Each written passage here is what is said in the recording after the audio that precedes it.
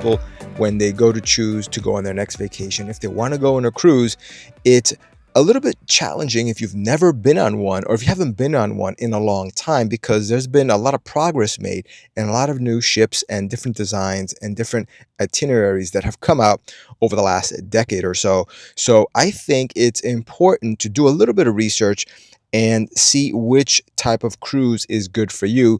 And when I say which type, I'm really talking about the difference between the Disney cruises and the non-Disney cruises. And in this video, I'm going to talk about the common misconceptions about these cruise types, and I put together some things that I think that people get a little bit confused about and maybe have a preconceived notion about one type of cruise or the other.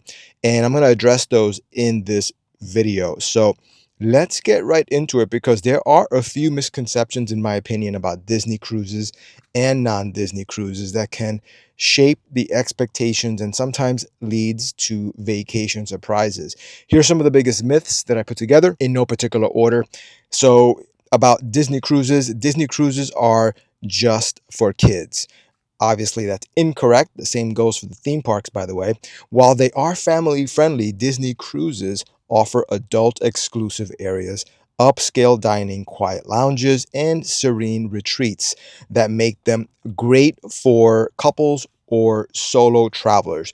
Travelers are also going to be treated to adult only excursions if they so choose, and adult onboard activities. So you're not constantly surrounded by kids on Disney cruises.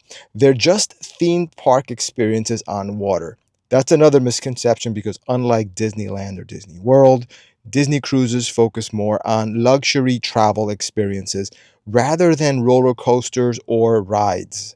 Instead of an amusement park feel, expect a mix of Broadway-style performances, gourmet dining, and high-end relaxation. And that's huge, because that is something that a lot of people do want when they go on vacation. So don't worry, you're not going to get a theme park rides and roller coaster atmosphere on a Disney cruise ship. You're actually going to get what I just said here, something that a lot of people find pleasing when they go on vacation, when they want to relax and also have fun. Disney cruises are overwhelmingly expensive. While they do come at a premium compared to some mainstream cruise lines, Disney includes many extras like soda refills, rotational dining experiences, top-tier shows, and character interactions without hidden upcharges. Some budget cruise lines may seem cheaper up front, but charge for extras like Wi-Fi, room service, or other types of entertainment. Disney cruises only have Caribbean destinations. That's another myth. Though they are famous for the Bahamas and Caribbean itineraries, Disney also sails to Alaska, Europe, Mexico, and even Antarctica. And by the way, another great destination that some Disney cruises have is the stop at Disney's private island called Castaway Cay. If you haven't heard about that or seen it, Google it, check out what it looks like, see videos and pictures of it. Go online to the Disney website and check out Castaway Cay so you could see the pictures. It's Castaway and then C-A-Y. It's a really cool private island. It looks like a lot of fun, and I think a lot of people do love it, although it is a big walk from where the ship docks and you get off to where you actually hit the beach and stuff like that. So just be aware of that, but it is a beautiful, beautiful private island. Next are the common misconceptions about the non-Disney cruises. And in this one, a lot of people think that all cruise ships are basically the same, especially if they haven't been to one in a while.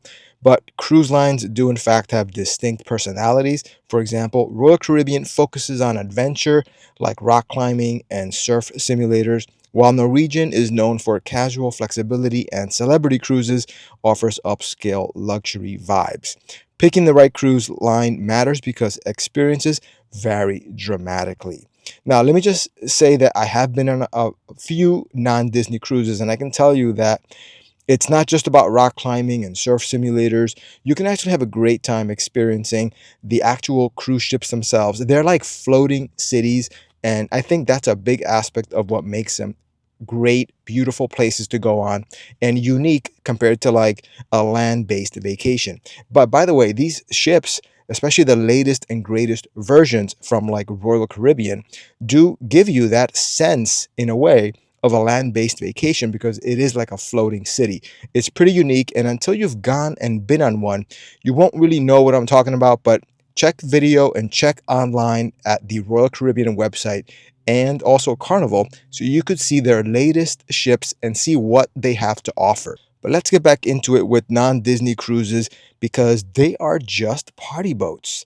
And that is anything but true because while some cruises like Carnival do emphasize high energy parties, others specialize in wellness retreats, gourmet food experiences, or cultural exploration. And this is true. There are specific cruise itineraries that you could look up that specifically cater to a certain type of vibe. And you can go on a cruise and really select something that suits your particular preferences. But if you go on just like a general cruise, you're going to get a mixture of everything. So everybody's going to have something that they like.